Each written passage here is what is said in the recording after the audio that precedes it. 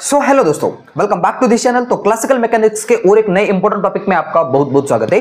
तो आज के इस वीडियो में हम डिस्कस करेंगे होमोजेनिटी ऑफ स्पेस। तो आइए इस टॉपिक को शुरू करते हैं। So my dear friends, homogeneity of space का मतलब होता है, होमो का मतलब होता है सेम। हमारे पास अगर कोई सेम स्पेस है और उस केसेस में अगर मेरे पास कोई एक सिस्टम हो और उस सिस्टम का मैं आर्बिट्रेरी ट्रांसलेशन करूं, यानी कि एक जगह से लेकर दूसरी जगह पर लेके जाऊं, तब उस केसेस में उस पर लगने वाले फोर्सेस हो या उस पर लगने वाला सारा लैग्रेंजियन हो, वो सेम होता है। और इस समय हमारे पास हमको लीनियर मोमेंटम जो होता है, टोटल लीनियर मोमेंटम, वो किस तरीके से कंजर्व रहता है वो हमको इसमें शो करना होता है। तो वही हमने कुछ थ्योरेटिकल पार्ट्स लिखा है। The homogeneity of space implies that the Lagrangian of close system is a not change, यानी कि वो सेम रहेगा बाय एन आर्बिट्रेरी ट्रांजिशन, एक जगह से लेकर दूसरी जगह पर ले जाने पे, of all particle of the system. अब यहां कुछ इस तरीके से समझ सकते हैं कि हमारे पास अगर मैं एक जगह पे कोई एक सिस्टम है और उसको मैंने उसका आर्बिट्रेरी ट्रांजिशन किया R I plus del R I तक, तब उस केसेस में दोनों तरफ जो लैग्रेंजियन रहेगा, मेरा लैग्रेंजियन वो क्या रहेगा, कांस्टेंट रहेगा, ठीक है, सेम रहेगा। तो हमको ये भी बातें पता है कि हम Lagrangian equation of motion derive कर चुके हैं and L equal to T minus V किस तरीके से होता है वो इन डिटेल में डिस्कस कर चुके हैं। तो देखो जरा, L इक्वल टू ये कांस्टेंट रहेगा, तो मेरे पास लैग्रेंजियन जो होगा मेरा L इक्वल टू ये किन चीजों पे डिपेंड्स रहेगा, generalise coordinate, generalise velocity and time. तो मेरे पास यह जनरलाइज जो कोऑर्डिनेट होगा वो कौन होगा, r होगा। तो मैं इस इक्वेशन को कुछ इस तरीके से भी लिख सकता हूं, L equal to L is the function of generalise coordinate ri, generalise velocity ri dot and यहां से टाइम। तो जैसे हम इसको डिफरेंशिएट करेंगे तो मेरे पास ये मिलेगा del L equal to summation over I बराबर 1 से लेकर कैपिटल एन तक, यहां से do L upon dough are I and यहां से डेल एल। ओके, अब माय डिफरेंस हमको पता है कि L जो लैग्रेंजियन होगा वो कांस्टेंट रहेगा, तो इसका मतलब उसमें आने वाला जो चेंज है तो वो क्या रहेगा, जीरो होगा, del L equal to zero होगा। तो ऊपर वाले इक्वेशन को हम कुछ इस तरीके से भी लिखा जा सकता है, क्या देखो जरा, समेशन ओवर I बराबर 1 से लेकर कैपिटल N तक, यहां से do L upon dough are I and यहां से del L equal to zero. तो इसका मतलब यहां से do L upon dough are I वो भी क्या रहेगा, जीरो रहेगा। तो सिंस मैं ऐसे लिख सकता हूं कि do L upon dough are I equal to zero रहेगा। ओके, मैं इसको इक्वेशन नंबर फर्स्ट देना चाहूंगा। एंड इसके बाद हमारे पास होता है Lagrangian equation of motion. So मैं वहां लाइन लिखूंगा, we know Lagrangian equation of motion, Lagrange's equation of motion. तो लैग्रेंजियन इक्वेशन ऑफ मोशन लिखेंगे हम, जिसमें जनरलाइज कोऑर्डिनेट कौन सा होगा, आर आई होगा।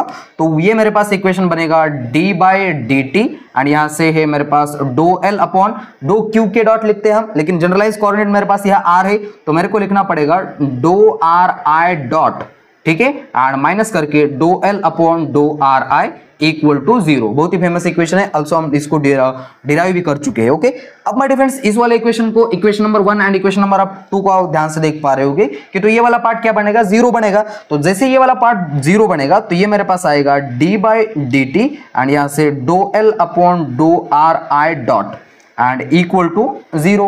ठीक है, ये पार्ट तो जीरो बना, तो यहां मैं लिख सकता हूं कि फ्रॉम इक्वेशन 1। ओके, तो अब क्या करेंगे माय डिफरेंस, सिंपल सा हमको पता है कि लैग्रेंजियन क्या होता है, वी नो लैग्रेंजियन। हमको किसी सिस्टम की लैग्रेंजियन फाइंड करना है तो हम क्या करते हैं, उसकी total kinetic energy minus potential energy कर लेते हैं। सो मैं यहां लिखूंगा, we know Lagrangian total L equal to क्या होता है, kinetic energy T minus potential energy phi. Okay, यहां तक आप नोट करते जाओ, इस साइड का मैं मिटा के आगे कंटिन्यू कर लेता हूं।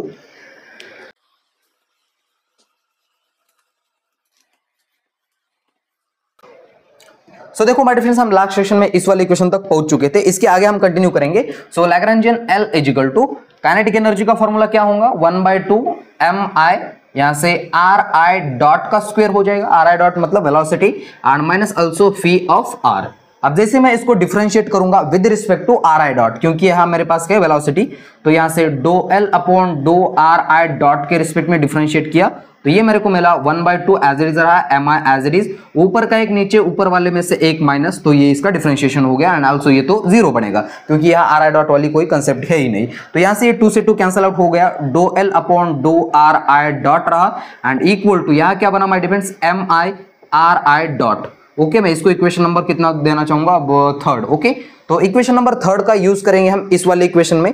तो इस वाले इक्वेशन में जैसे ये वाली वैल्यू पुट करेंगे, देखो जरा, डो L upon dough are I dot, डो L upon dough are I dot, तो d by D t, so d by D t, तो इसकी जगह पे क्या आएगा, ये वाला पार्ट, यहां से M I R I dot equal to 0।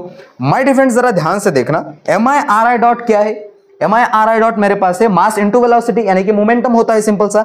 सो मैं इसकी जगह पे लिख सकता हूं D by D T, and इसकी जगह पे लिखा पी आई, जो कि है मोमेंटम इक्वल टू 0। हम यहां से लिखेंगे कि M I R I dot equal to क्या होता है, पी आई। एंड इस केसेस में अगर मैं किसी पॉइंट का, अगर या किसी फंक्शन का टाइम के रिस्पेक्ट में डिफरेंशिएट कर रहा हूं उसको, एंड उसका आंसर अगर 0 आ रहा है, तो वो जो सिस्टम होती है या वो जो फंक्शन होता है वो कांस्टेंट रहता है। इसका मतलब मैं ऐसे बोल सकता हूं कि P I equal to constant. तो यही तो हमको प्रूफ करना था, देखो जरा, यही तो हमको प्रूफ करना था, कंजर्वेशन ऑफ लीनियर मोमेंटम। तो यहां मेरे पास आ गया। सो मैं यहां एक लाइन लिखूंगा, दस the total linear momentum of system of closed system, ठीक है, of closed system is conserved। क्यों कंजर्व होगा माय डियर्स, कंजर्व या constant conserve, due to homogeneity of space, homogeneity of space. तो यहां तक आपको एक लाइन लिखनी होगी, एंड यहां तक ये मेरा का अंत का है। एंड इसके बाद जो होगा होमोजेनिटी ऑफ स्पेस के बाद होमोजेनिटी टाइम और भी एक है, तो वो हम अगले वाले वीडियो में डिस्कस करेंगे। तो बस इस वीडियो को यहां देते फुल स्टॉप। तब तक के लिए वेरी ऑल द बेस्ट।